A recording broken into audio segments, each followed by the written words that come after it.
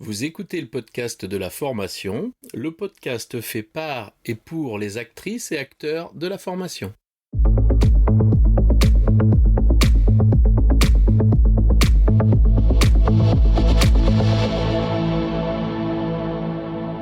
Bonjour et bienvenue.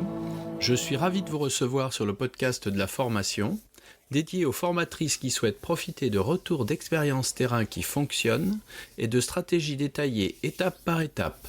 Chaque épisode vous permet de mettre en place des actions immédiates et d'obtenir des résultats efficaces et concrets. Bonjour et bienvenue sur le podcast de la formation.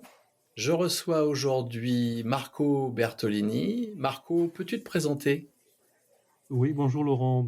Je m'appelle Marco Bertolini et je suis un vieux routier de la formation. J'ai fait ma première formation, je n'ose presque plus le dire, en 1989. Et j'espère m'être amélioré depuis parce que c'était quand même assez catastrophique. Et depuis une quinzaine d'années maintenant, je travaille aussi avec le digital. Mais pour moi, le digital, c'est loin d'être une révolution, ou en tout cas loin d'être la révolution que certains gourous voudraient nous faire croire. Et c'est loin aussi d'être le seul outil à notre disposition, quoi. Et c'est une thématique qui me tient à cœur, justement. Et du coup, de quoi tu voudrais nous parler précisément aujourd'hui ? Précisément de multimodalité. Alors c'est vrai que c'est un mot qui peut faire peur. C'est un mot assez récent. Mais en fait, ce que j'entends par multimodalité, c'est le fait que depuis le néolithique, on n'a jamais eu autant d'outils et de méthodes pédagogiques pour que les gens apprennent. Alors, j'ai vu une distinction, c'est Marcel Lebrun, qui est professeur émérite à l'université de Louvain-la-Neuve, qui avait posé la question, et ça m'a vraiment choqué. Choqué dans le bon sens du terme, parce que ça m'a vraiment obligé à réfléchir sur mes pratiques et à travailler mes formations, qu'elles soient en ligne ou pas. Parce qu'il disait, j'enseigne, mais apprennent-ils ? Et vraiment, je me suis posé la question, et en voyant comment je donnais mes formations, je me suis dit, oula, c'est vrai que j'enseigne beaucoup. Est-ce qu'ils apprennent vraiment ? Et donc, ça m'a vraiment donné une envie d'abord de me poser de sérieuses questions, et puis de trouver des solutions, d'expérimenter, de rencontrer des gens, de me former. Et donc aujourd'hui, je suis vraiment convaincu que la solution, d'ailleurs je viens d'écrire un article sur le sujet il y a quelques jours, je suis convaincu qu'il n'y a pas une solution unique qui correspond à tous les publics. On entend des gens qui pressent pour leur chapelle, ah, il n'y a que le micro-learning qui vaille, ah non, il n'y a que le présentiel et rien d'autre, ah non, moi c'est l'e-learning, je ne peux entendre parler d'autre chose, etc. Et je pense que là, on est en train simplement de se tromper de cible, et je pense que ce n'est pas dû au hasard, on est dans une société technologique, voire une société technocratique, et donc on a l'impression que à tout problème, il y a une solution technologique. Il y a d'ailleurs un essayiste, Evgeny Morozov, qui a écrit un livre assez pessimiste. D'ailleurs, il ne faut pas lire ça si vous êtes déprimé. Mais je pense qu'en français, c'est cliquer ici pour tout résoudre ou quelque chose comme ça. Et en fait, il appelle ça le solutionnisme. Le fait que pour tout problème, il y a une solution technologique. Et si cette solution pose de nouveaux problèmes, mais ça ne fait rien, on va trouver de nouvelles solutions technologiques. Et donc, c'est un serpent qui se mord la queue. Et en réalité, en formation, la technologie, pour moi, elle est vraiment très secondaire. Alors, ça ne veut pas dire qu'on doit utiliser des ordinateurs complètement dépareillés, des vieilles trottinettes qui s'essoufflent à chaque fois qu'on appuie sur Enter, mais ça veut dire que le fond de la formation, c'est la pédagogie. C'est qu'est-ce que les gens doivent avoir appris en sortant de ma formation, quelles sont les valeurs ou les attitudes qui doivent être modifiées au bout du parcours, etc. Qu'est-ce qu'ils en retirent ? Et surtout, comment ils vont intégrer tout ça dans leur vie professionnelle, puisque je fais surtout de la formation d'adultes et de la formation professionnelle. Et donc, comment ils vont intégrer tout ce qu'ils ont appris dans leur vie professionnelle, leur vie quotidienne, etc. Je retrouve beaucoup d'éléments de ma façon de penser. Tu sais, moi j'étais venu, bien sûr, avec Marcel Lebrun dans le même constat. Je m'étais posé exactement la même question. Et après, j'avais relayé ça avec le philosophe Michel Serres, qui dans son livre Petite Poussette nous renvoie aujourd'hui à cette évidence. Tout est partagé, tout est écrit, tout est disponible. Nous sommes condamnés à être intelligents. Et Oui, du tout à fait. coup, comment d'après toi, le concepteur pédagogique, dans son intention pédagogique, dans sa progression pédagogique, va pouvoir avoir la chance de mobiliser de façon agile l'ensemble des outils qu'il a à sa disposition, sans que ça devienne non plus, tu vois, une fanfare désorientée, quoi. Tout à fait, oui. Et non seulement une fanfare désorientée, mais une fanfare où il y a trop d'instruments et ça devient une cacophonie. Donc, effectivement, un des problèmes, c'est que je disais tout à l'heure que depuis le néolithique, on n'a jamais eu autant d'outils. Mais il y a plusieurs problèmes qui se posent. Ben, le premier, j'en ai déjà parlé, c'est le fait que finalement, on se focalise sur l'outil. Et donc, on va déterminer une formation non pas en fonction des besoins des apprenants, mais en fonction de l'outil dont on dispose, ce qui est la meilleure façon de se casser la figure. Mm. Maintenant, la deuxième chose que je voudrais dire, c'est qu'effectivement, il vaut mieux connaître une batterie d'outils et être prêt à en connaître de nouveaux, parce que ces outils, ils naissent, mais ils meurent aussi très rapidement. Et en plus, si on veut offrir des choses flexibles, bah, il faut avoir une palette à sa disposition. Un peintre qui n'aurait qu'une couleur, bon, il y en a, hein, il y a Soulage avec le noir et puis il y a Klein avec le bleu, qui ont fait toute leur carrière avec une couleur. Mais les autres, en général, utilisent vraiment tout le spectre. Et moi, c'est ce que je propose, c'est que nos formations soient comme les peintures de Da Vinci ou de Caravaggio, donc des clairs-obscurs, des choses qui sont très éclairées et puis d'autres qui sont plus mystérieuses. Et donc, il faut connaître sa palette, mais il faut aussi connaître son public. Et c'est là que je trouve que beaucoup de concepteurs passent complètement à côté finalement des besoins. Et quand je parle des besoins des apprenants, je ne parle pas seulement des besoins cognitifs, je parle aussi de besoins psychologiques, de besoins sociaux, d'être rassuré par rapport à un nouvel environnement d'apprentissage, d'être rassuré aussi par rapport à son intégration dans un groupe. Il y a le fait aussi de vouloir constituer une communauté apprenante. Moi, je vois que ce qui marche souvent le mieux, c'est quand les gens s'entendent entre eux, qu'il y a une réelle entraide, une réelle envie d'avancer ensemble. Et donc, la première chose à faire, c'est une analyse de besoins. Moi, je mélange, au fil de mon expérience professionnelle, les choses ont beaucoup évolué et mes méthodes de travail ont beaucoup évolué. Et aujourd'hui, j'ai une méthode qui combine à la fois la pensée design et l'ABC Learning Design, avec plus de flexibilité que ce que... Alors, je vais expliquer tout ça en détail si Oui. on a le temps, si on a 3 heures devant nous.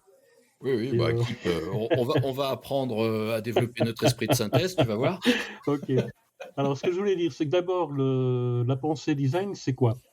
Le design, quand on parle de design, les gens voient tout de suite les beaux gros livres qu'on dépose sur la table de salon et qu'on ouvre une fois par an les bonnes années. En fait, le design, c'est un ensemble de techniques qui te permettent d'évaluer au mieux tous les besoins de tes apprenants ou de tes clients, parce que ça peut être un service dans un hôpital, par exemple, comment améliorer un service dans un hôpital.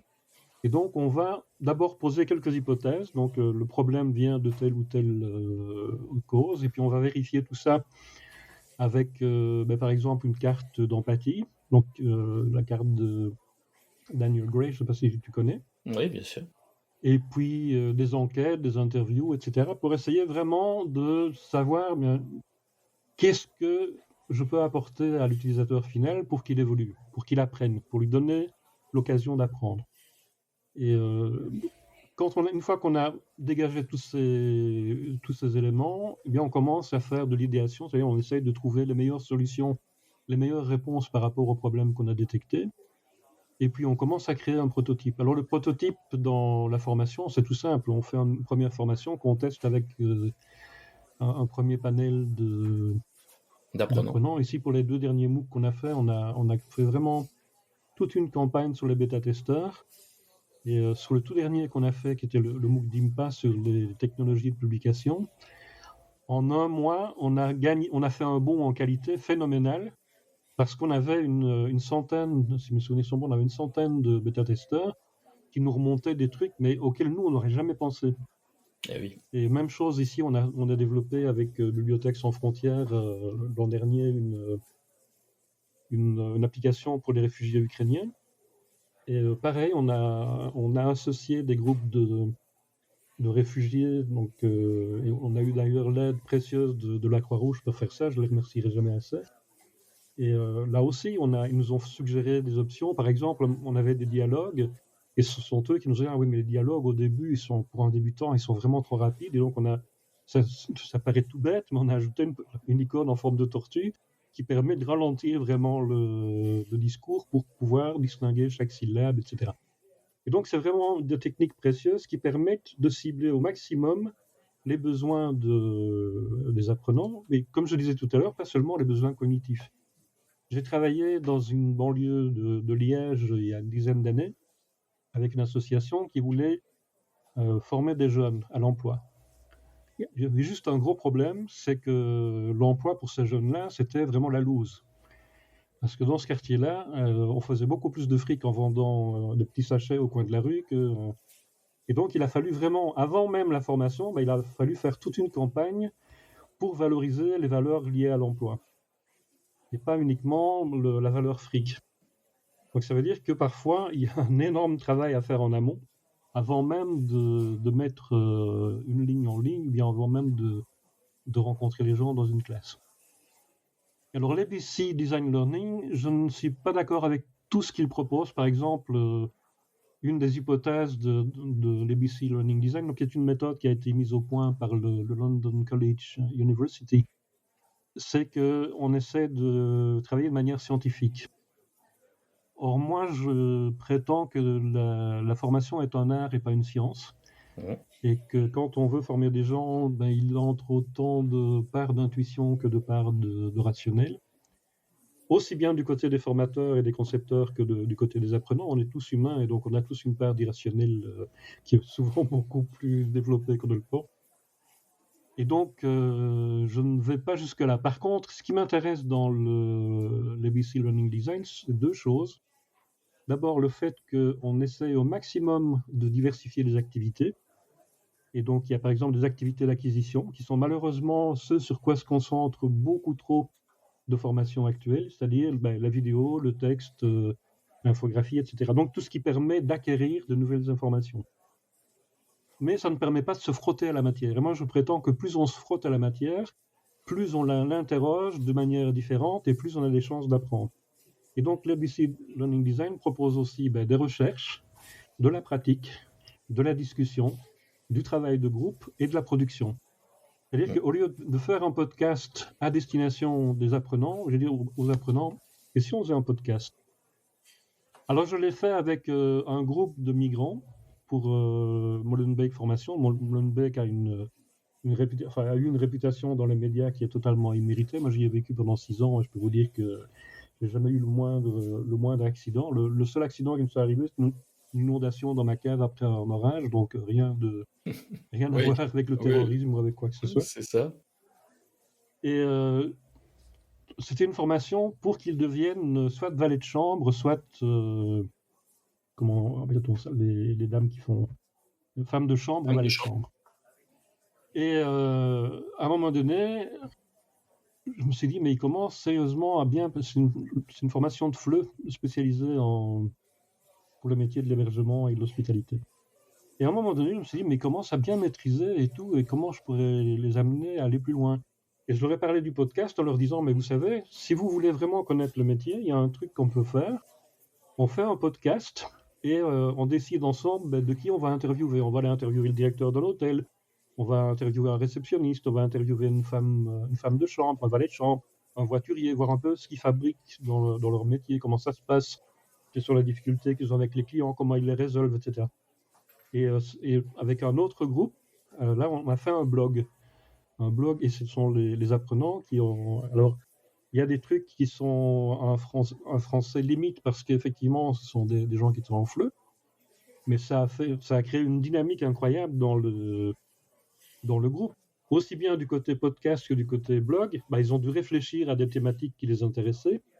Et par exemple, on a organisé une journée où chacun il y avait des migrants qui venaient de Syrie, d'Afghanistan, d'Afrique la région des Grands Lacs, etc. Et on a fait une journée où auberge espagnole. Chacun est venu avec un plat de son pays, moi y compris. On a échangé, etc. Et puis, là, la session suivante, je lui ai dit, on va faire puisque vous êtes venu avec des repas comme des plats, on s'est bien amusé, etc. Ce que je vous propose, c'est que sur le blog, on fasse une espèce de livre de recettes. Et donc, chacun d'eux, alors je leur ai demandé d'abord de voir sur le web à quoi ressemblaient les sites de recettes. Donc, ils ont passé un moment à surfer et à détailler ce qu'ils trouvaient. Et puis, on a mis en commun en disant, mais qu'est-ce qu'on trouve sur un site de recettes? On trouve le nom de la recette, on trouve une description, on trouve les ingrédients, le temps de préparation, le temps de cuisson, etc. Et donc, selon cette trame qu'on a construite ensemble, ils ont rédigé leurs recettes et puis on a mis tout ça en ligne. Et ça crée des dynamiques invraisemblables. Et donc, ils doivent apprendre à structurer, ils doivent apprendre à écrire, à trouver l'image qui correspond à ce qu'ils ont expliqué, ou une petite vidéo. On a fait une visite à Bruges, on a fait une carte qu'on a partagée sur le site, etc., avec tout l'itinéraire qu'on avait suivi. Et donc tout ça, ce sont des outils ou des méthodes qui permettent effectivement aux gens de s'exprimer, aux apprenants de s'exprimer, et d'être les agents de leur formation. J'entends des gens dire, ah oui, l'apprenant doit être acteur de sa formation. Un acteur en français, c'est quelqu'un qui fait semblant. Ouais, qui joue un rôle. Qui joue un rôle. Moi, je veux pas qu'il joue un rôle, je veux qu'il soit les agents. Celui qui fait et celui qui apprend en faisant et en réfléchissant sur ce qu'il fait. Je trouve que la méthode de Kolb, qui est un cycle où effectivement on se dit, tiens, qu'est-ce que je vais faire ici? Je le fais et puis je réfléchis sur ce que j'ai fait, comment je l'ai fait, est-ce que j'aurais pu faire mieux, etc. Et puis pour la phase suivante, comment je vais m'y prendre, etc. Donc faire en faisant, mais en réfléchissant aussi sur ce que je fais, pourquoi je fais et comment je le fais. Et puis après ça, une fois que j'ai appris tout ça, comment je vais transformer ça en ressources pour mon boulot, en ressources pour ma famille, pour ma vie quotidienne, etc. Tu vois j'espère que je n'ai pas déjà saoulé tous les auditeurs. Non, tu vois, je suis en train de me dire... alors, c'est marrant, Marco, parce que moi, avec Dufleux, je leur ai fait faire des recettes, je leur ai fait partager la musique qu'ils aimaient, venir nous expliquer pourquoi ils l'aimaient. Voilà, ce qu'ils ressentaient, on est dans le ressenti, hein, dans notre part d'humanité. La dimension de l'individu au-delà de l'apprenant, pour moi, est plus importante à prendre en compte. Et évidemment, quand je crée du LXD, du Learning Experience Design, je pars du design thinking, bien sûr, mais adapté à la pédagogie. Et du coup, pour moi, l'individu est supérieur à l'apprenant. L'apprenant est une posture. L'apprenant pourrait devenir un acteur. L'individu est l'agent pour moi. Donc, je le laisse comme ça. Et ce que j'entends et ce que je vois me fait penser à des réflexions que j'ai eues il y a quelques années qui me disaient, mais bon sang, cette formation, elle est déconnectée de la réalité du métier, elle est déconnectée de la réalité du travail, elle est déconnectée de ce que la personne est quand elle est en situation de travail. Et là, aujourd'hui, ces multimodalités, ce temps pédagogique, cette recherche ante-formation, eh bien, c'est ce qui donne les meilleurs résultats parce qu'on n'est plus limité dans un champ de formation à un temps donné, à un artefact de ce que pourrait être une réalité. Et du coup, on se rend compte que les gens, ils sont pas dupes. On se rend compte que tu parlais de Kolb. Moi, j'utilise beaucoup la stratégie de Kolb dans sa dimension réflexive, en amont aussi pour dire quels sont mes objectifs, vers où je vais. Et la multimodalité va servir justement à cette mise en situation quasiment réelle. Et aujourd'hui, les centres de formation ne nous laissent pas assez travailler comme ça parce que vous vous rendez pas compte, vous voulez rencontrer des gens avant, vous voulez faire des sondages, vous voulez co-construire avec des apprenants. Pourquoi vous voulez faire ça? Oui, ça c'est la grande panique. Eh ben oui, parce qu'en réalité, ils savent pas faire. Alors que s'ils nous laissent le piloter, ça se passe très très bien. Et le problème du concepteur pédagogique, c'est qu'il est que dans la dimension formation, alors qu'il devrait être dans la dimension travail. Et là, il y a énormément de travail à faire. Et l'outil, en vérité, ne fait que les rassurer dans la capacité qu'ils ont de la maîtrise de l'outil, mais absolument pas de comment ça va servir la dorsale pédagogique, ce que j'appelle moi la dorsale pédagogique, ce qui fait l'apprentissage. comment ça va servir l'intention pédagogique, comment je veux qu'ils s'y prennent, et puis avoir une idée de... Je contrôle pas tout en Oui, tant tout que à fait. concepteur. Par contre, je suis agile, je suis capable de dire ah oui mais là non mais j'avais prévu ça, mais non ils ont raison, il faut faire ça, et s'arc-bouter aussi sur les propositions qu'ils nous font, en leur laissant bien sûr la possibilité d'en faire, parce que c'est bien Et ça ça, la démarche. l'illusion de contrôle, c'est une maladie qui touche de tous les gens les enseignants, les formateurs, etc.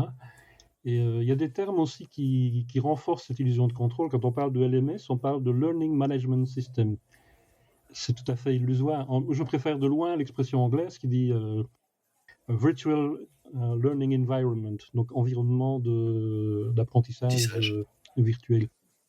Parce que ça laisse aussi des choses beaucoup plus ouvertes.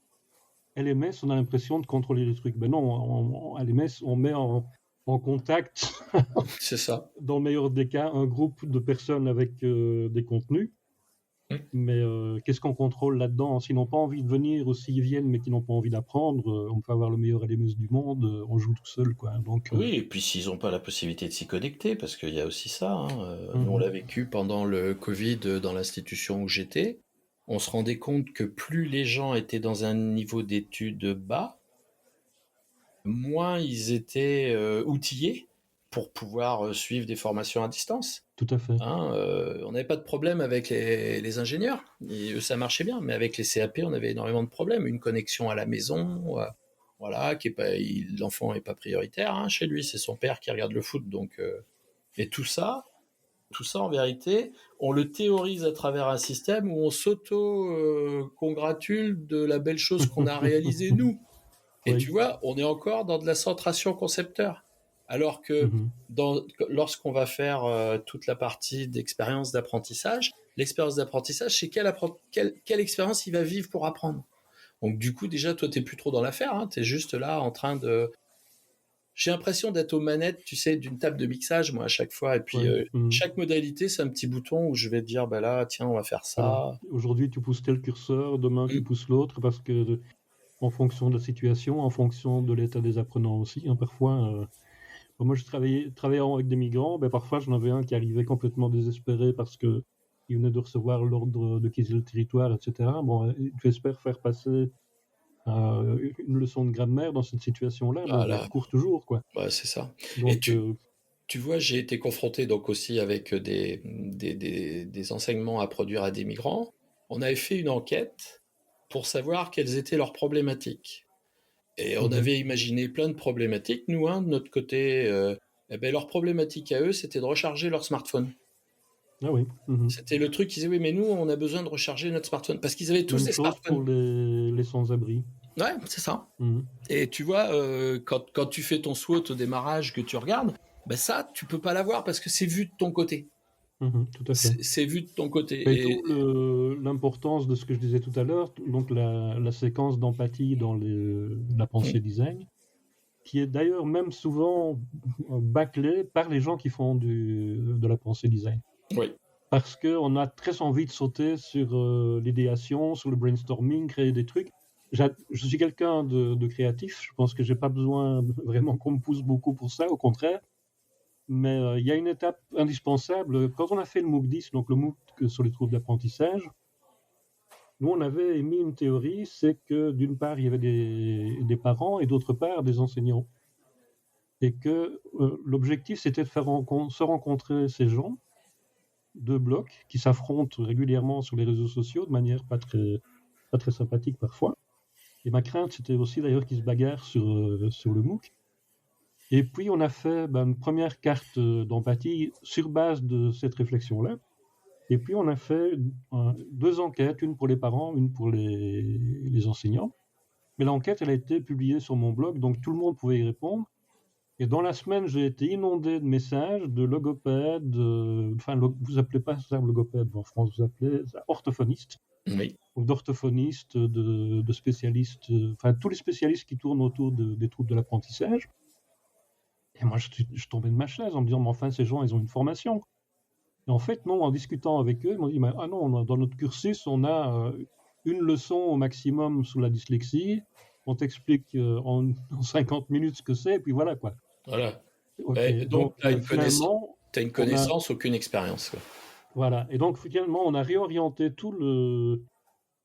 en fait, on avait un tronc commun, et puis un module spécialisé parents, un module spécialisé enseignant, et le module spécialisé enseignant, on n'était pas encore vraiment dans la création, on était dans la conception, on l'a complètement réorienté en tenant compte de ça.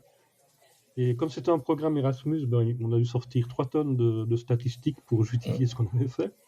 Et dans les 3 tonnes de statistiques, il y en avait une qui était vraiment intéressante, c'est que sur le module professionnel, on avait 30% d'enseignants. Autrement dit, si on s'était bloqué sur notre idée de départ, eh bien, on aurait perdu 70% de notre public dans ce module-là. C'est ça. Donc, comme Marco, quoi, sauter une étape, parfois, ça peut coûter cher. bah Et oui. pas seulement en argent, mais en visibilité, et puis surtout en pertinence de ta formation par rapport à des gens qui en ont besoin. Oui, et puis qui sont vraiment demandeurs, et puis qui vont être en Ah retour, oui, ça, je peux qui vont dire te qu'ils faire des prennent feedbacks. Oui, oui, tout à fait. Moi, ce que j'aimerais qu'on échange un peu tous les deux, c'est parce que qu'on parle d'une difficulté. Lorsqu'on conçoit un dispositif de formation, tu as une phase de conception, tu le poses. Alors, si tu as de la chance, c'est toi qui l'anime. Moi, je dis si tu as de la chance. Hein. Ouais. Et si tu n'as pas de chance, bah écoute, c'est animé.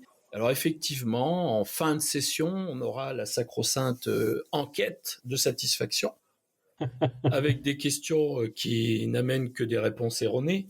Hein, parce que quand on demande à un apprenant comment vous avez perçu la qualité pédagogique de votre parcours, le pauvre diable, lui, il n'a pas de compétences en pédagogie, donc il va mettre ce qu'il Tout à peut. fait. Si le formateur était Mais sympa, en la fait, formation est bien. excuse-moi de t'interrompre, Oui, mais je t'en tout prie. le monde a des compétences en pédagogie. C'est pas un métier, tout le Bien monde sûr. connaît, tout le monde doit t'expliquer comment on fait une formation.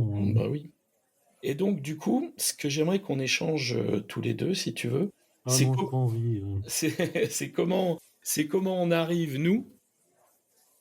Alors, moi, je l'ai vécu en le pilotant. J'ai une expression pour ça, puisque ma principale donneuse d'ordre, c'était des fonds publics, donc c'était une préfète. Elle m'a dit, Laurent, comment vous vous y prenez pour que ça fonctionne, parce que je vois que ça fonctionne. Je lui ai dit, Madame la préfète, je construis un avion en plein vol. Et en vérité, cette dimension et cette phrase résume la capacité qu'on a, face à de multiples modalités, de proposer, suite à des échanges et des observations, la meilleure situation pour qu'ils s'apprennent. Et du coup, alors moi, je l'ai réalisé très facilement, puisque la condition, c'était que je construisais le dispositif et que j'étais dedans en permanence, c'est-à-dire aux manettes, à pouvoir le retoucher, à pouvoir se dire, ben là, ce qu'on a fait, c'est pas bon, faut changer, faut refaire. Comment tu t'y prends, toi, dans ton expérience, qu'est-ce que tu pourrais nous partager là-dessus, dans cette façon de faire là? Sur le fait de transmettre ta formation à quelqu'un d'autre qui va l'animer, ou sur le fait de prévoir, pardon. Ouais, sur comment on Je massacre fait, la langue française. en vérité pour devenir agile, pour proposer Et d'abord, je pense que la première chose, c'est ce dont on vient de parler, c'est de perdre l'illusion de contrôle. Et il y a une chose qui est très importante, et je vois très peu de choses là-dessus dans la littérature francophone, alors que j'en vois énormément dans la littérature anglophone, c'est créer une atmosphère où l'erreur est permise. Pas la faute, parce que la faute, ça déjà une idée de culpabilité. C'est ma faute, c'est ma très grande faute. Donc on fait tous des erreurs. On ne connaît pas forcément des fautes, mais on fait tous des erreurs. Et donc il faut... l'erreur, c'est non seulement permis, mais c'est un mode d'apprentissage. Donc ça, il faut vraiment que ce soit clair pour tout le monde dès le départ. Donc on va faire des choses, on va se tromper. C'est pas grave, c'est normal. Bon, déjà, c'est un premier préalable pour que les gens sortent de leur coquille et alors, ce que j'ai remarqué aussi, qui était assez... qui m'avait frappé au début, mais finalement j'ai compris pourquoi, c'est que parfois c'est beaucoup plus facile d'utiliser des méthodes innovantes avec des gens plus âgés qu'avec des jeunes. Pourquoi ? Parce que les jeunes, ils sortent tout juste d'un système qui les a tellement formatés que quand ils se trouvent face à autre chose, ils sont complètement déstabilisés. Je ne sais pas si toi tu as vécu ça, mais moi j'ai formé des jeunes demandeurs d'emploi. J'ai formé aussi, c'était amusant, on a une institution en Belgique qui s'appelle l'IFA-PME, qui ressemble grosso modo à la FAPAGE chez vous. Et donc on forme des futurs chefs d'entreprise, etc. Et il se trouve qu'à l'époque, je donnais des cours de droit européen et des cours de droit d'entreprise. Et un jour, on m'a demandé de remplacer un prof qui était plus disponible. Et ce prof, c'était un avocat qui connaissait certainement le droit du travail des entreprises mieux que moi. Mais à la fin du premier cours, même pas à la fin du premier cours, on avait une pause au milieu de la session. Et il y a une petite nana qui vient me voir et qui dit « Monsieur, vous êtes sûr que c'est le bon cours que vous nous donnez ?» J'ai dit « Oui, pourquoi ?» Parce que, elle dit ici, vous nous posez plein de questions, vous nous demandez est-ce que ça vous est déjà arrivé, qu'est-ce que vous avez fait dans ce cas-là, etc. Je dis oui, et alors? Et elle me dit le prof d'avant, il venait avec son livre de droit, il lisait, on prenait des notes, quoi. Et donc, elle était toute perturbée parce que ce que je lui demandais, moi, c'était pas de prendre des notes. Moi, l'objectif de la formation, c'est pas qu'elle sorte avec un diplôme de droit, mais c'est en tant que futur chef d'entreprise, elle sache comment s'adresser à son avocat, lui expliquer son problème et comprendre ce que l'avocat lui répond. Et donc, pour moi, il fallait même pas qu'elle touche le code civil ou la loi sur les contrats de travail. Moi, ce qui m'intéressait, c'est de dire, voilà, vous avez un ouvrier qui arrive le matin, il est rond comme une queue de pelle. Est-ce que vous avez le droit de le virer? C'est ça. Oui. Dis, ah bon? Et c'est indiqué quelque part dans votre règlement de travail? Dans le contrat, vous avez une clause qui prévoit ça et qui a été signée et approuvée par votre employeur? Ah non. Bon, vous ne pouvez pas le virer. Tu vois, il y a des choses très concrètes comme ça, avec des cas. Je venais avec des cas, je leur dis voilà. Donc, voilà un cas, et qu'est-ce que vous en faites? Comment vous réagissez? Comment vous expliquez ça à votre avocat? Et sur base de ça, je leur dis voilà, il y a tel article, bon, je vous donne la référence. Et je leur demandais surtout pas d'apprendre des trucs par cœur et de venir me débattre. Ah oui, l'article 1851 du Code civil sur les contrats synallagmatiques, machin. Oui, bon, si tu as envie de te faire mousser, tu peux sortir ça dans une conversation mondaine, mais... À condition que les gens comprennent ce que tu dis. Oui, mais tout ça, c'est pas grave. Le tout, c'est que tu brilles dans les... Donc, il faut surtout pas qu'ils comprennent. Pour donner l'impression que tu es intelligent. Mais, non, mes meilleures formations, ce sont des formations que j'ai vraiment co-construites avec les participants. Alors, ça demande évidemment un certain niveau d'autonomie. Et là, c'était le gros défaut des MOOC, et la grande illusion démocratique des MOOC, c'était que on va mettre le savoir à disposition de tout le monde. Mais comme tu le disais tout à l'heure, apprendre en ligne, ça demande une certaine autonomie, donc ça demande aussi que tu aies déjà un bagage qui te permette d'apprendre, et pas seulement de recevoir la divine parole d'en haut, mais de pouvoir réagir, de pouvoir te frotter à la matière, de pouvoir expérimenter les choses, etc. Et du coup, je ne sais plus ce que je voulais dire. Tu vois, moi, par exemple, pour les MOOC... Ah oui, ce que je voulais dire, c'est que par rapport au MOOC, justement, ce dont on s'aperçoit, c'est que les gens qui terminent le MOOC et qui réussissent, ils ont soit un baccalauréat, soit un master. Et les autres, ils sont paumés. Alors qu'ils ont un cours gratuit, accessible à tout le monde. Oui, mais ils n'ont pas les outils pour naviguer dans ce truc, comprendre ce qu'on leur demande. Il faut voir, ici, j'ai suivi je suis un MOOCivore. Je ne sais pas si ça existe comme expression, mais en tout cas, je dévore des tonnes de MOOC chaque année en tant qu'apprenant. D'abord parce que je suis curieux, j'ai envie d'apprendre plein de choses, et aussi parce que ça me remet dans la posture de l'apprenant, et puis je vois aussi les bonnes choses dont je peux m'inspirer, et puis les trucs à éviter absolument. Et effectivement, dans beaucoup de MOOC, si tu n'as pas une base d'apprentissage propre, avant de démarrer, tu es perdu. Et donc, tu as des décrochages de 95% qui ne sont pas uniques ou exceptionnels. Tu vois, moi, par exemple, dans ma stratégie, quand je vais suivre un MOOC, je regarde le sujet et je suis le MOOC quand je suis confronté au sujet, mais dans ma vie réelle.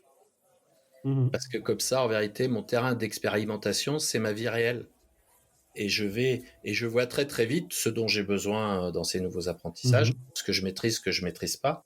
Et du coup, je fais toujours comme ça, moi. Je les mets de côté et je les fais le jour où je suis confronté dans la vraie vie à la problématique que résout le MOOC. Et c'est une façon de voir les choses. Ou alors je regarde Ouais, ouais, clairement. Ou alors aussi, ce qui est important, ce que les gens ne font pas beaucoup aussi dans les formations, c'est de se préparer à aller en formation. Se préparer, tout à c'est fait. quels ancrages et qu'est-ce que je dois connaître à minima de ce que je vais rencontrer. Parce que si je rencontre quelque chose de totalement nouveau, si j'ai aucun ancrage cognitif pour faire des références, faire des liens, bah, c'est très compliqué d'apprendre là. Tout à fait. Ça peut être très très long. Ben, j'avais fait un livre, un livre blanc là-dessus il y a quelques années, qui a été téléchargé, je ne sais plus combien de milliers de fois, justement sur ça, sur ben, vous avez envie d'apprendre en ligne comment ça marche. Avec vraiment des trucs très, très pratiques, comme ben, d'abord, est-ce que vous êtes vraiment motivé pour suivre ce genre de trucs? Sinon, ben, laissez tomber parce que vous allez encombrer un MOOC et au bout de trois sessions maximum, vous allez rester chez vous. Prévoyez des rendez-vous avec vous-même dans la semaine. Préparez aussi votre entourage pour vous dire, ben voilà, pendant que je fais ça, il faut me laisser tranquille, etc. Mm. Et c'est un truc qui s'est vraiment arraché, quoi. Bon, maintenant, il est complètement dépassé, je l'ai retiré du blog, mais pendant quelques années, ça a marché, mais vraiment du tonnerre, quoi. Enfin, ce que Parce tu que viens de nous les gens ne dire, sont pas formés à ça du tout. Ce que tu viens de nous dire, c'est toujours d'actualité, hein, préserver son écologie. Mhm. Si on regarde les causes de désengagement, le premier désengagement, c'est le formateur, le deuxième, c'est les proches. Donc, ben voilà Mhm. quoi. On voit bien, on voit bien que c'est quand même toujours d'actualité, hein. On est toujours dans cette dimension-là. Et alors, concrètement, dans cette multimodalité-là, tu vois, moi, j'ai pas de souci à prévoir quelque chose avec une méthode et puis de voir que ça marche pas et de changer la méthode directement et d'utiliser d'autres outillages, hein, d'autres modalités. Et Tout à du coup, fait. comment on pourrait convaincre nos confrères de faire ça, d'avoir ce lâcher prise, d'avoir cette souplesse, hein. C'est vraiment les questions que moi ils me posent, les formateurs. Ils me disent oui, mais attends, nous on a Mhm. prévu notre truc. Ah, tu peux pas rester pendant 3 quarts d'heure à regarder ton truc qui marche pas, quoi. C'est à un moment donné. À un moment donné, Mais il y a une question toute simple. Est-ce que tu as déjà essayé, Laurent, de scier une planche avec un marteau? ah ben c'est Eh ben, compliqué effectivement. ça marche pas, c'est compliqué. Mm. Eh ben, c'est la même chose. Il y a un outil qui va marcher de façon exceptionnelle avec un groupe, pour des Mm. raisons, on parlait de contrôle tout à l'heure, pour des raisons qui t'échappent complètement. Mm. Et avec le groupe suivant, ben, le groupe suivant, il n'en veut pas de ce truc. Ouais. Moi, j'ai remarqué ça, par exemple, ben, tu sais que la Belgique est un petit pays, mais très compliqué, avec trois langues, trois communautés, trois régions, etc. Et ici, l'an dernier, on a fait un truc pour le gouvernement fédéral. Et on devait faire ça en trois langues, français, néerlandais, anglais, français, néerlandais, allemand. Et avec les francophones, on a fait d'abord la version francophone. Et là-dedans, il y avait plein d'interactivités avec des Padlet, avec des quiz qui venaient de chez H5P, enfin des outils vraiment très, très interactifs. Et on a reçu une flopée de commentaires. Ah, c'est super, votre formation, elle est interactive. En plus, moi, j'avais mis plein de discussions, plein de moments de réflexion sur les apprentissages, etc. Ils avaient adoré. On refait la version néerlandophone en changeant quelques trucs pour les adapter. Donc, c'est pas vraiment de la traduction, c'est plutôt de l'adaptation. Parce que dans le contexte culturel, ben, par exemple, comme il y avait pas mal de cadres dans notre formation francophone, on vous voyait les apprenants en français. Par contre, on les tutoyait en néerlandais, parce que les néerlandais sont beaucoup plus cool et beaucoup moins formalistes que les francophones. Par contre, on a eu une volée de critiques sur le fait ah mais c'est trop interactif, il faut cliquer tout le temps, il faut aller sur ci, il faut aller sur ça, ras-le-bol. Et donc, tu as parfois des facteurs culturels aussi qui jouent. Oui. Et donc, par exemple, avec les migrants, ben, moi j'ai eu des cas aussi où ben, il fallait présenter les choses. Parce que, ben, un truc tout bête, dans un des groupes, il y avait une cubaine, une nana très volontaire, vraiment hyper dynamique et tout.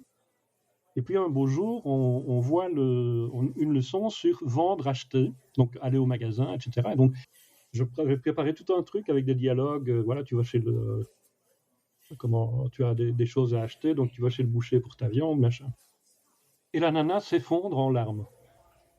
Ouais, là, c'était vraiment l'imprévu, parce que c'était vraiment une nana dynamique qui mettait vraiment de l'ambiance dans le groupe et tout. Et là, elle fond en larmes, mais vraiment catastrophée. Donc je la prends à part, je dis, mais enfin, qu'est-ce qui t'arrive? Elle m'explique, ben, tu sais, à Cuba, on vend pas, on n'achète pas. c'est un système à la soviétique, on a des bons. Et Eh ouais. quand il y a un stock de chaussures, ben, on va avec notre ticket, on a notre paire de chaussures, tout le monde a la même. Et donc, il a fallu que je fasse une leçon à part pour lui expliquer le concept de acheter, vendre, le prix, la valeur, Ouais. machin. Oui, Donc, des la choses qui liberté nous de marché. paraissent fondamentales, mais ici, on a affaire à une personne qui parle une langue latine, donc d'un abord quand même beaucoup plus facile que mon réfugié afghan en théorie en tout cas. Et puis là, on se trouve confronté à un tout autre modèle de société qui fait la nana qui était super dynamique, elle s'effondre. Il faut voir la lettre qu'elle m'a écrite après la formation. Je l'ai conservée vraiment précieusement parce que c'est un témoignage vraiment, vraiment touchant. Quand même. Mais effectivement, il faut parfois là, comme je disais tout à l'heure, le gars qui reçoit un ordre de quitter le territoire, tu vas pas commencer à lui parler du participe passé, quoi. Oui, non, c'est pas sa Bon, problématique, il est pas on présent. parlait de besoins non cognitifs tout à l'heure, mais là, on est en plein dedans. Et donc, qu'est-ce qu'on a fait? On en a parlé entre nous. Bon, quels sont les recours, etc. Est-ce qu'il y en a d'autres qui ont déjà expérimenté ça? Et la leçon de grammaire, on l'a vu au cours d'après. Personne n'est mort. C'est ça. Il y a vraiment de la Et alors, priorisation. exactement. Et puis, il faut voir aussi à quel public tu as affaire. Moi, j'ai eu un de mes plus beaux souvenirs de formation. C'était c'était en Gaume, au fin fond de la Belgique, à la frontière luxembourgeoise. Et c'était une formation pour des personnes qui sont cadres dans des entreprises d'économie sociale. Et c'était une formation en mind mapping de 3 jours en présentiel, avec chaque fois un intervalle d'au moins une semaine entre les sessions pour qu'ils puissent s'approprier le truc, pratiquer, éventuellement poser des questions avant ou après s'il y avait un problème. Et on a fait une première journée, comme je l'ai fait d'habitude, donc matin, accueil, brise-glace, et puis les éléments, machin, on fait une première carte à la main, et puis une deuxième, et puis on passe à l'informatique, et l'après-midi, on travaille tous sur X-Mine, etc. Et à la fin de la journée, il me dit, bon, et la prochaine fois, qu'est-ce qu'on fait? Je dis, j'en sais rien. Alors là, panique à bord. Quoi? Ah, Ouais, ouais, on a 3 jours et vous savez pas? Je dis, ben non, on va le décider ensemble maintenant, ça vous intéresse pas? Alors là, silence radio, une tonne de glace qui tombe du plafond. Et je leur dis, mais écoutez, vous êtes tous dans un cadre d'économie sociale. Est-ce qu'il n'y a pas un projet ici? Il y en a quand même bien un dans le tas qui a un projet qui peut intéresser les autres. Alors il y en a plusieurs qui disent, ah ben oui, on a justement dans le réseau, puisque ce sont des personnes qui font partie d'un réseau, dans le réseau, on est en train de réfléchir à un projet d'épicerie sociale et solidaire. Je dis, ben voilà, ça c'est un super projet. Est-ce que ça intéresse quelqu'un? Tout le monde lève la main. Je dis, ben voilà. Donc la on a prochaine notre fois, sujet. on va développer tous ensemble des cartes, des diagrammes, on va réfléchir, on va élaborer une stratégie, on va lier tout ça, on va faire un tableau de bord, et ce tableau de bord va nous renvoyer vers différentes cartes, vers différents documents, et grâce à ça, vous allez pouvoir... Ils sont revenus la semaine d'après, ils avaient tous 10 000 idées, et c'est une de mes meilleures formations. Moi, j'ai pris un pied génial, et eux, ils ont vraiment développé, et d'ailleurs, bon, ils ont développé, je ne dis pas que c'est à cause de moi qu'ils l'ont développé, mais je pense que ça leur a quand même facilité la vie d'avoir des outils Bien sûr. visuels, d'abord pour structurer leur projet, et puis pour le présenter aux sympathisants, aux banquiers, aux autorités qui subventionnent, etc. Oui, oui, puis là, tu parles de mind mapping. Le mind mapping donne une vision globale des choses, puis une vision micro des choses qui permet à Oui, oui, quelqu'un de tout à pas fait. initié de comprendre plus facilement, hein. C'est ce qui Mais je est pense que là. c'est dans ce va-et-vient entre le micro et le macro que les connexions se font de manière Oui, la plus riche. oui, c'est totalement ça. C'est totalement ça. C'est ce qu'on essaie de faire dans l'analyse réflexive. Justement, les faire se déplacer comme ça, regarder, prendre de la hauteur, hein, comme on dit, prendre de la hauteur ou venir regarder. Et c'est vrai que le mind mapping nous aide énormément dans les représentations. C'est vraiment une façon de faire. C'est divin ce truc-là. Oui, en plus, ça Quand, marche avec tous les publics, hein, que tu travailles ouais. avec des ingénieurs de chez Siemens ou avec des sans-abri, tout le monde s'y retrouve, quoi. Et ce qui m'épate à chaque fois, c'est que ça fait 15 ans que je fais des formations en mind mapping. J'ai pas de carte identique. Ah bah oui. Pourtant, on traite souvent les mêmes thématiques d'un groupe à l'autre, puisque bon, moi, je travaille beaucoup avec des entreprises d'économie sociale, des entreprises socioculturelles, etc. Et donc, il y a quand même souvent les mêmes thématiques qui reviennent. mais je n'ai jamais eu de cartes semblables. J'ai eu des cartes proches l'une de l'autre, mais jamais de cartes semblables. Chacun, c'est vraiment l'image de la façon dont chacun interprète le monde. Oui, et puis il y a aussi quelque chose sur lequel je voudrais qu'on revienne. Il y a aussi à quel moment tu fais ta carte, parce que les choses évoluent, le monde est en mouvement, donc automatiquement, si ta carte, tu la ressors l'année d'après et que c'est la même, c'est qu'il y a un problème, elle a une dimension statique. Et après, ce qui était important dans cette temporalité, tu as dit quelque chose tout à l'heure et je vais revenir dessus. Je les voyais 3 fois et je laissais une semaine d'intervalle entre chaque session pour qu'ils puissent produire, pour qu'on puisse échanger. Ça aussi, c'est hyper important. Il faut vraiment qu'on insiste, nous, auprès de nos donneurs d'ordre, en leur disant, bah oui, ok, j'ai 21 heures de formation, 3 fois 7 heures. Eh ben, ça sera pas 3 jours, ça sera pas lundi, mardi, mercredi. Parce que lundi, Oui, mardi, ça c'est clair. mercredi, ils n'ont pas la possibilité d'expérimenter, ils vont pas apprendre. Je vais enseigner, mais ils vont pas apprendre. Voilà, c'est vraiment ça la règle, quoi. Oui, Et, tu vas leur farcir le crâne d'un tas d'informations qu'ils vont de toute façon pas pouvoir maîtriser sur 3 jours. hum, Et ils n'auront rien appris, comme tu dis. Voilà. Ils vont manipuler des trucs et puis ils vont être happés par la routine quotidienne et ce sera terminé. et tu vois, moi, quand je parle de Tandis, multimodalité, le temps, pour moi, est une modalité très, très importante. tout à fait. Le Je temps, regarde, l'espace aussi. oui, je regarde toujours ces deux éléments pour voir comment ça va se créer, comment on va le faire. Tu vois, pour faire une formation, pour former des développeurs, des community, comme j'avais fait dans la grande école, l'espace, c'est de recréer une agence de com, mais une vraie agence de com avec des vrais clients. Et du coup, comme tu le disais tout à l'heure, quand ils ont un client qui va venir mardi, je te jure qu'ils préparent le dossier. Hein. Mhm. Et il nous en pose des questions. Ah oui, mais là, quand il va nous dire ça, qu'est-ce qu'on va faire? Bah, attends qu'il nous le dise, hein, on va le voir, hein, etc., etc. Et nous, on vient en étayage là-dessus. Et ils ont des super idées. Ils débordent Ah oui, oui. d'énergie.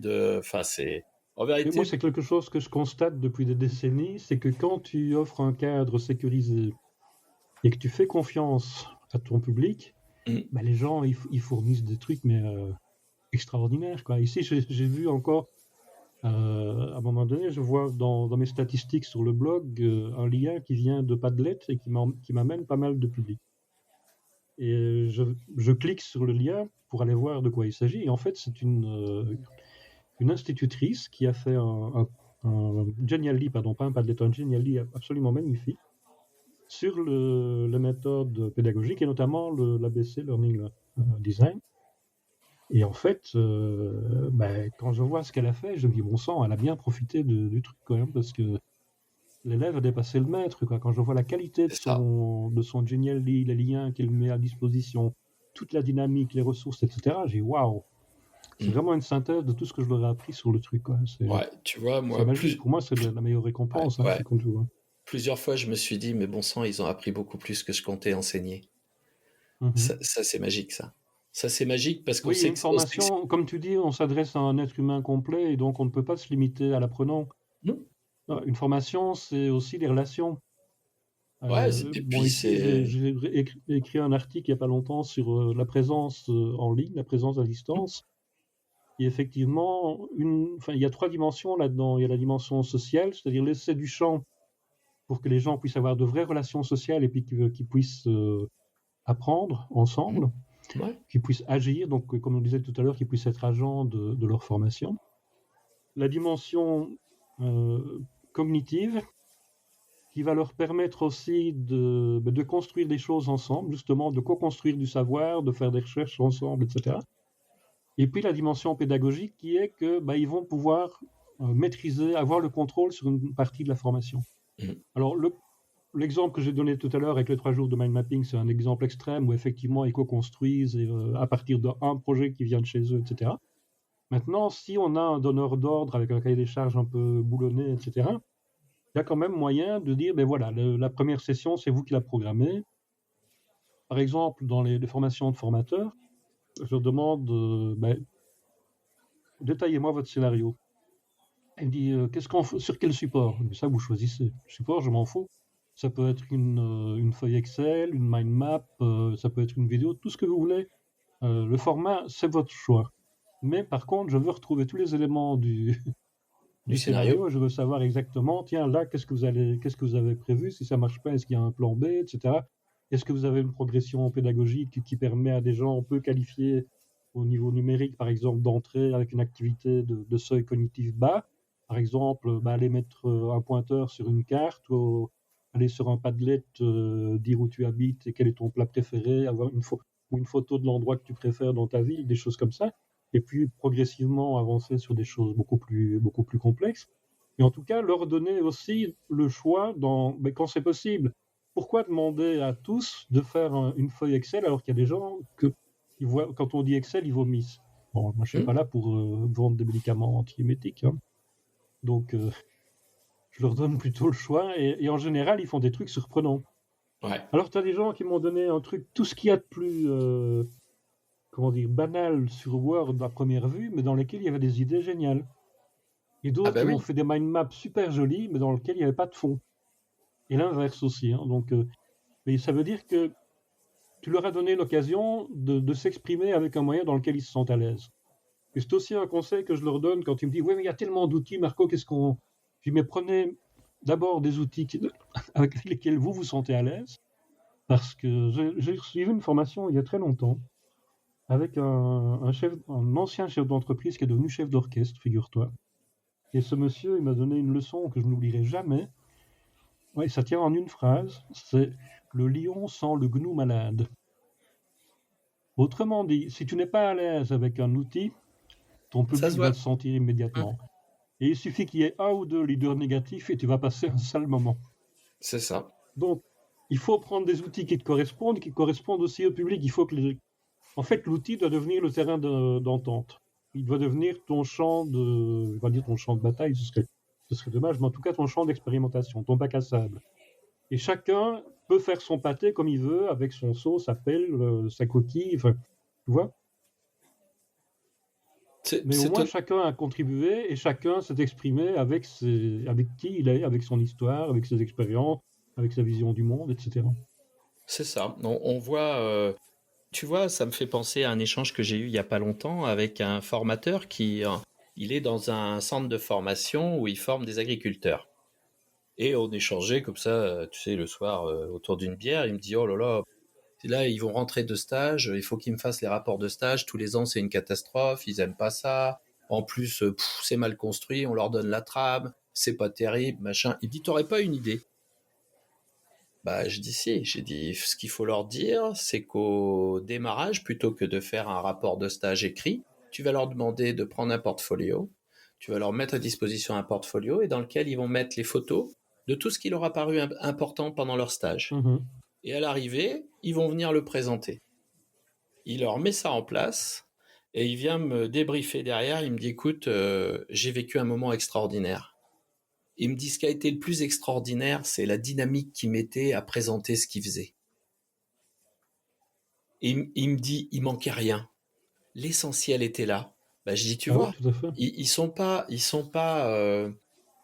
c'est pas des littéraires. Tu leur demandes et tu les empêches de transcrire ce qu'ils ont vécu qui est important pour eux par le moyen dont tu veux récupérer l'information. Eh bien, c'est là que dans la multimodalité, on a des outils extraordinaires. Fais-leur faire des photos. Ils vont te montrer des photos de vélage, ils vont te montrer des photos je sais pas, il m'avait montré des exemples, tout le toit du hangar en photovoltaïque pour les économies d'énergie et tout. Mais c'est énorme. En vérité, Mhm. ils ont tout montré et ils ont beaucoup appris. Et ils ont d'autant plus appris, ils me disaient que je voyais l'effort qu'ils avaient fait pour revenir avec fierté, hein, la dimension peut-être de ce chef-d'œuvre hein, que l'on retrouvait chez les Tout à fait, compagnons, oui. hein, Mhm. qu'il faut jamais négliger, C'est nous non plus. important, ouais, Bon, je dois tout à être fait. fier de mon travail. Eh bien, il m'a dit, écoute, j'étais transcendé, il me disait. Il me disait, tu vois, j'ai plus de 50 balais. Bah, à des moments, j'avais envie de chialer. J'ai dit, mec, tellement que je voyais qu'ils y mettaient du cœur et tellement ils étaient au-delà de tout ce que j'avais eu avant. Et il faut s'autoriser ça. Et il faut leur demander. Et après, il m'a dit, mais tu sais, il y en avait qui me montraient des photos mais il n'avait pas pensé à le transposer dans sa dimension de formation parce qu'il fallait qu'il fasse un rapport. Je dis le rapport, tu mets des mots-clés, tu organises les photos. C'est un vrai travail après ensemble, quoi. Et puis là, tu les fais s'exprimer. Bah, justement, là, quand tu étais en train de véler la vache, c'était quoi les choses importantes?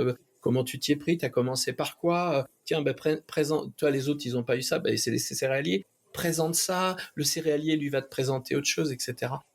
Et là, on est dans, oui, cette multimodalité d'usage, d'outillage, elle est au service. Là, elle devient au service. On n'est pas asservi. Et ça, moi, je supporte pas d'être asservi à un outil. Hein. C'est pas possible. Oui, en plus, les outils nous formatent. À un moment donné, on pense selon les dimensions de l'outil, selon ses capacités, etc. Donc, c'est pour ça que j'aime bien avoir toujours 2-3 outils qui font la même chose, parce que je passe de l'un à l'autre. Et ça me permet d'abord de m'adapter davantage au groupe, mais ça me permet aussi de ne pas penser en fonction d'un seul outil. C'est ça. Et puis, il y a le fait aussi de pouvoir créer ces outils, d'ailleurs. Parfois, c'est ce qui marche le mieux. Hein. Le brise-glace que j'utilise et qui fonctionne très très bien, c'est un truc que j'ai inventé à partir d'un jeu de Tyagi, et qui est un jeu de communication non verbale. Et donc, je leur fais trouver... Et tout ça est minuté, hein, pour justement mettre la pression. Et il y a des trucs qui sortent. J'ai d'ailleurs une vidéo que j'ai encore regardée il n'y a pas très longtemps. Pourtant, je l'ai prise, je pense qu'il y a bien 10 ans. Et c'est 4 enseignants qui miment leur départ au travail en voiture. Ils sont debout, et donc il y en a un qui conduit, les 3 autres sont comme dans une voiture, quoi, hein, à la place du mort et de derrière. Et ils miment vraiment dans les virages, ils tournent tous à gauche, tournent tous à droite. À un moment donné, ils passent sur un dodan. bumper, comment on dit ça en français, pardon? Un dodan. Oui, voilà. Et donc, hop, ils bondissent tous au même moment. C'est à mourir de rire. Mais il n'a pas fallu 3 secondes pour que tout le monde comprenne, oui, ils vont au boulot en voiture. Et ces trucs-là, ça met vraiment... Quand tu as fait une session, alors ça dure 20 minutes. Alors les gens me disent, 20 minutes pour un brise-glace, tu te rends pas compte? Je dis, écoute, si tu as un minimum d'une journée, et encore plus, si tu as plus d'une journée, 20 minutes, c'est pas une perte, c'est de l'investissement. Parce que quand ils ont fait ça, ils ont bien ri ensemble, ils ont bien... ils ont vraiment passé un bon moment ensemble. Après ça, on débrief. Exactement. Après ça, on débrief. Je dis, à votre avis, pourquoi je fais ça? Pour briser la glace, machin. Oui, d'accord, mais là, on est dans une formation de mind mapping, dans une formation de communication. Là, vous avez communiqué comment? Non-verbal, on a fait du mime, on a fait de la chanson sans parole, de machin. Ok. Et est-ce que vous avez des problèmes pour comprendre? Non. Est-ce que vous vous attendiez à comprendre si vite? Non. Parce qu'il y a des trucs, il y a un groupe pour te dire, ça, en voyant le truc, je me suis dit, jamais les autres l'ont trouvé, c'est pas possible. Le truc, c'était, on a tous une blondeur intérieure. Donc, imagine, hein. Oui. Alors, qu'est-ce qu'ils ont fait? Ils ont dessiné la silhouette d'une personne, et à l'intérieur, une autre silhouette avec un marqueur jaune fluo, tu vois? Il n'a pas fallu 6 secondes pour qu'un autre dise, ils sont tous blonds à l'intérieur. Bam. Allez, moi, je suis resté scié. Je me suis dit, jamais ils vont trouver, même pas 6 secondes. Ouais. Donc, oui. Vraiment, je dis, quand tu mets les gens en situation, ils peuvent être d'une créativité. Et moi, souvent, alors on dit, ouais, tu es démago. Je dis aux gens, vous allez vous surprendre vous-même à la fin de la formation. Parce que les gens sont souvent, si tu regardes, dans leur profession, dans leur cours, on ne parle même pas de l'armée, à l'hôpital, etc., ils sont dans des carcans où on leur dit en permanence ce qu'ils doivent faire. Ils sont infantilisés quasiment en permanence. Et je ne parle même pas des systèmes d'enseignement. Parce que là, il y a des profs géniaux qui s'en vont parce qu'ils en ont ras-le-bol d'être enfermés dans des cases complètement stériles. Et là, tu leur donnes l'opportunité de s'exprimer sans danger. Et ça, c'est une notion extrêmement importante. Tu te trompes, c'est normal. Personne ne va te juger, personne ne va se moquer de toi. Les autres vont se tromper aussi. Et donc ça, c'est super important. Et puis, leur donner une marge en disant, voilà, tu construis. C'est ton projet. C'est toi qui veux te former, qu'est-ce que tu veux apprendre et quelle est la meilleure méthode pour toi, etc. Et leur donner aussi, c'est très important, alors je vais sortir un grand mot, c'est la métacognition, c'est leur donner l'opportunité de réfléchir, de poser. On est tous dans des rythmes de dératé, mais là on se pose, on respire un grand coup, on souffle et on dit, où j'en suis dans ma formation? Qu'est-ce que j'ai appris jusque maintenant? Est-ce que je suis en retard par rapport à mes objectifs? Est-ce que je suis en retard par rapport aux autres? Est-ce que c'est grave? Est-ce que je peux y remédier? Est-ce que j'ai besoin d'aide pour m'en sortir ou bien est-ce que j'ai une méthode qui va me permettre de m'en sortir tout seul, etc. Ce sont des questions hyper importantes et que je vois très, très, très rarement dans les formations. Tu Je vois, trouve ça, ça... Et quand tu parles de ça, les gens te regardent comme un martien, quoi. Ouais, tu tu crois? vois ça, C'est ça, toi? Et c'est une perte je- de je- temps. J'ai dit, mais non, c'est pas une perte de temps. je vais t'expliquer comment techniquement je le faisais ça. À côté de notre salle de cours, on avait un grand couloir. Et ce grand couloir, il y avait du carrelage par terre. Et ça allait d'une porte à une autre porte. Ça faisait à peu près 15 mètres. Et je les fais venir, chacun à leur tour. Je leur disais, voilà, j'ai dit, regardez ce couloir. La longueur entre les deux portes, c'est le parcours de formation qu'on est en train de faire. Les carreaux de carrelage, c'est les étapes de la formation. C'est toutes nos étapes juste à la fin, nos différents modules, nos séquences, nos séances. Eh bien, est-ce que tu peux aller te placer là où tu penses qu'on en est, en sachant qu'on était à 1 tiers, 2 tiers, 3 tiers, dernier tiers de la formation. Et je leur demandais d'aller se positionner sur le carreau où ils pensaient être. Alors ça, c'est très intéressant. Parce que du coup, par exemple, tu vois, il y a des gens qui, à un moment donné, vont un petit peu se démotiver. Et là, je leur disais, bon, t'es où là? Bah oui, alors, ah ouais, mais tu vois, regarde, je suis pas au bout là-bas encore. Ouais, je dis, mais par contre, regarde le chemin que t'as parcouru là. Qu'est-ce que t'en Mhm. penses? Ah ouais, mais mine de rien, oui, parce que des fois ils te disent, bah non, mais j'ai rien appris là, je sais pas où j'en suis, tout ça. Eh bien, de les mettre dans cette dimension de visualisation de là où ils en étaient avec ces carreaux, je l'ai fait une fois au début dans un accompagnement pour un petit peu accompagner et corriger la façon d'être et la façon de voir de l'apprenant, pour qu'il justement il conscientise la réalité, hein, pas l'image fausse qu'il avait de son apprentissage. Eh bien, je l'ai généralisé. Tout le monde y est passé. Et je peux t'assurer que ça, c'était un moment qui les a beaucoup aidés. Et je les entendais en Oui, je parler suis pas après étonné. entre eux. Ils me disaient, ouais, Mhm. mais du coup, t'as vu, mine de rien, on est au milieu de la formation, je suis au milieu du couloir. Tu vois? Et ça quand même, Oui, c'est... je suis pas étonné du tout. Moi, j'utilise le Blob Tree de Pip Wilson. Je sais pas si tu connais. Non, je connais pas Donc, ça, ce moi. sont ce personnage sans visage sur un arbre avec différentes positions. Et donc, régulièrement, je leur demandais de... Mais ça permet vraiment d'exprimer les émotions. Ouais. Et là aussi, ça marche aussi bien avec des ingénieurs qu'avec des personnes très peu scolarisées. Parce que tu as un arbre et sur l'arbre, tu as différentes personnes. Il y en a un qui est couché dans l'herbe à côté de l'arbre. Bon, celui-là, il est clairement pas intéressé, etc. Mais ça vaut la peine de savoir pourquoi et pourquoi, comment il se sent et ce qu'on pourrait faire pour le sortir de là, le faire remonter dans l'arbre avec les autres. Puis, au milieu de l'arbre, tu as une plateforme avec deux gars qui se tiennent par les épaules. Ben, non seulement ils sont au milieu de la formation, mais en plus, ils ont de chouettes relations avec les autres, etc. Tu vois? Ouais, Et ouais. les gars s'expriment, les gars et les filles d'ailleurs, soyons pas sexy. Ils s'expriment vraiment, ça les débloque complètement. Parce que si tu leur demandes comment vous vous sentez, là, tu peux commencer à jouer tout seul de nouveau, hein. Si tu es amateur C'est ça. de solitaire, là, tu vas vraiment jouir. Mais par contre, quand tu leur donnes un outil comme ça, mais tu as des trucs qui sortent. Et alors, ce qui est chouette aussi, c'est que je fais un tour de table, et donc même les gens qui ne parlent pas beaucoup d'habitude, bah, ils s'expriment.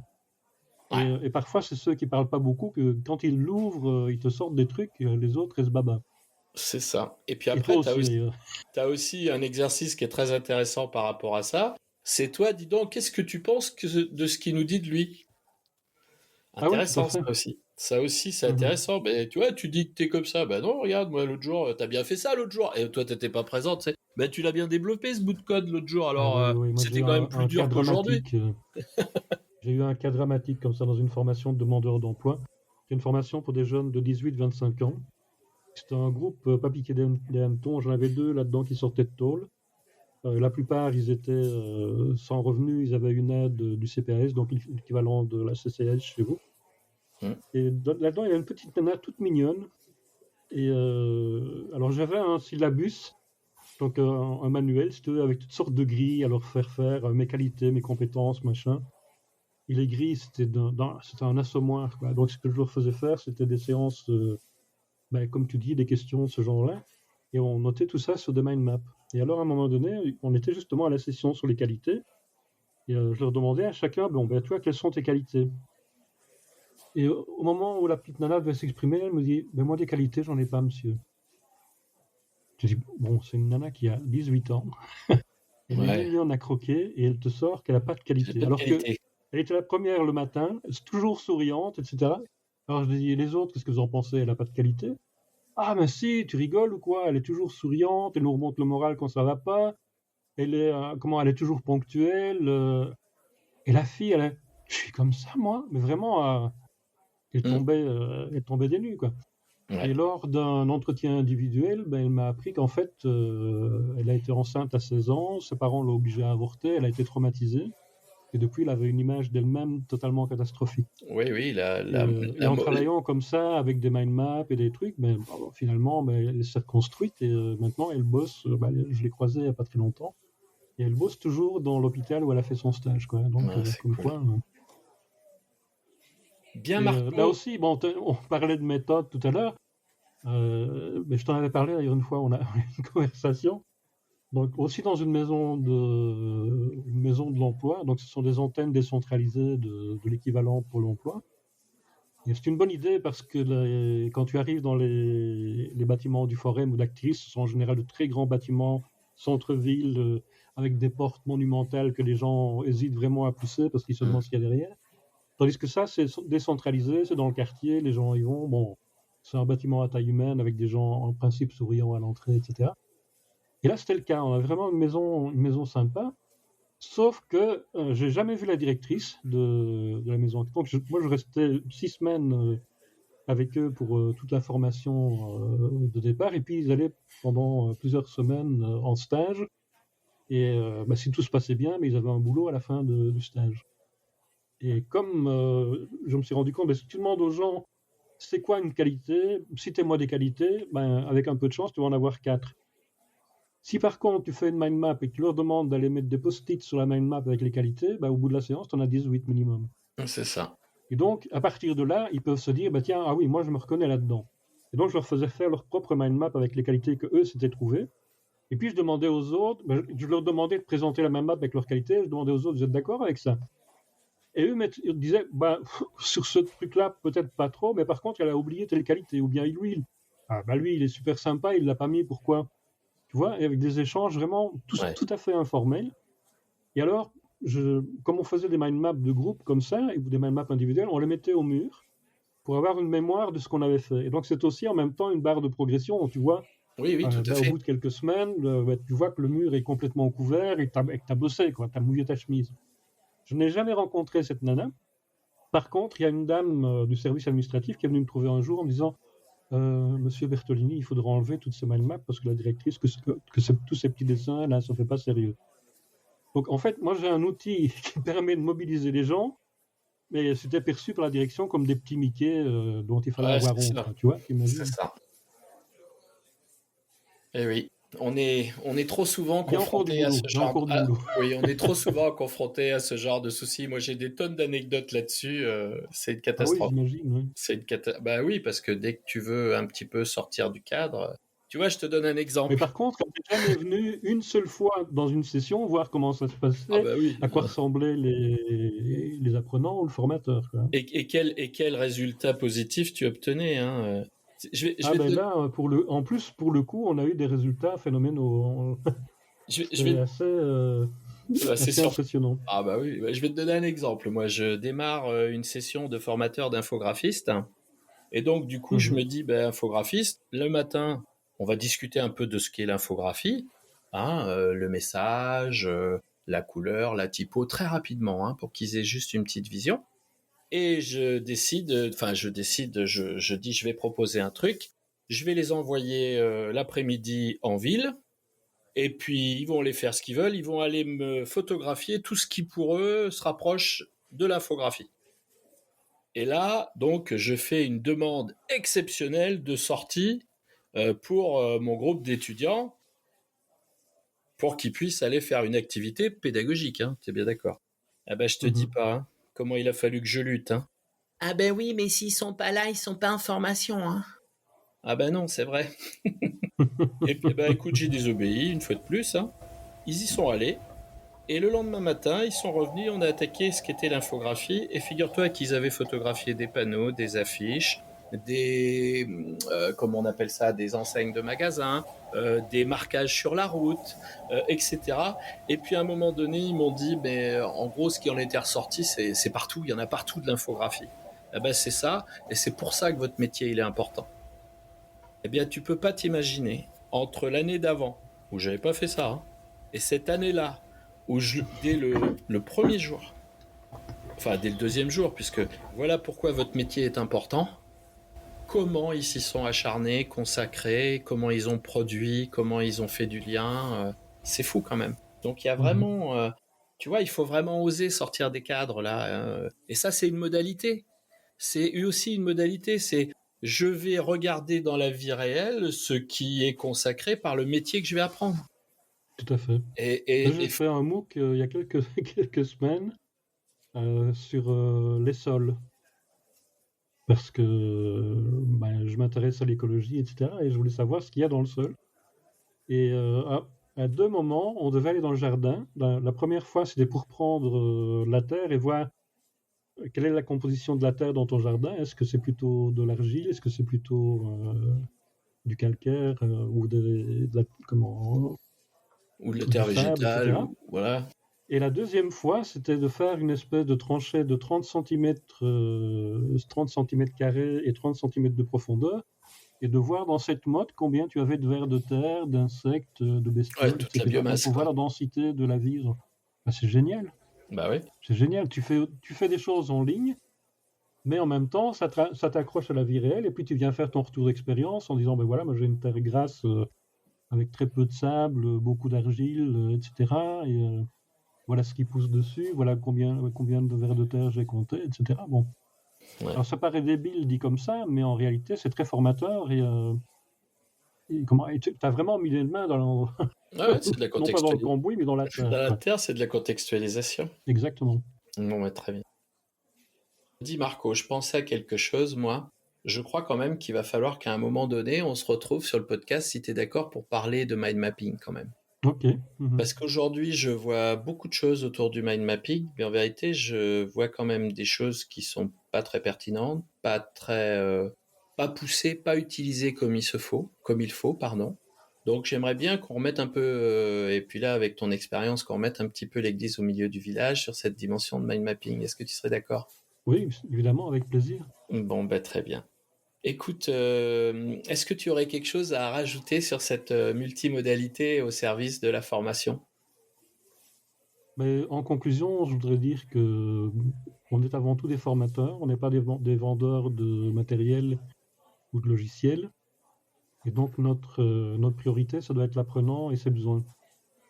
Et tout le reste, ce sont des moyens de parvenir à l'apprenant et ses besoins. Et donc, comme je dis pas très longtemps dans un article, la formation numérique, ça n'existe pas. Il y a des formations sur support numérique, mais la formation elle-même n'est jamais numérique. La formation, c'est une relation pédagogique. C'est une relation entre des formateurs, des apprenants, des matières, des pratiques, des relations avec un milieu professionnel, etc. Tout Et à fait. donc, oublier la dimension outil. Donc, ça m'énerve, mais je tombe dedans aussi. Hein, quand je veux illustrer des articles de formation, je mets aussi des articles avec des PC, des trucs, des machins. Encore une fois, on est dans une société technologique. Et donc, c'est pas toujours évident de sortir de cette façon de penser, quoi, Oui. de ce filtre mental. Mais il faut pouvoir redonner. Il y a Aline Isaac qui est une spécialiste des jeux d'évasion et qui me disait mais il faut que la formation soit de nouveau un moment magique, un moment où on réenchante l'apprentissage. Quoi. Et je pense que c'est vraiment la meilleure formule. Et je dis toujours, moi, ma formation doit être un événement pour eux. Ils doivent Tout à vivre fait. une vraie expérience. Il faut que ce soit mémorable. Et Oui, pour tout que à ce fait. soit mémorable, tu sais, ça peut être d'aller faire un trou de 30 cm sur 30 dans la terre, hein, dans le Oui, tout jardin. à fait. Il n'y a pas besoin d'envoyer les gens sur une autre galaxie. Hein. Et la difficulté pour nous, c'est de faire des choses simples et engageantes. Et là, et en vérité, cette multimodalité nous y aide. Parce que moi, il y a des choses qui sont vachement simplifiées. Hein. Si j'avais dû faire un portfolio il y a 15 ans, c'était beaucoup moins facile que maintenant. Oui, tout à fait. Donc voilà. Ben écoute, Marco, je te remercie.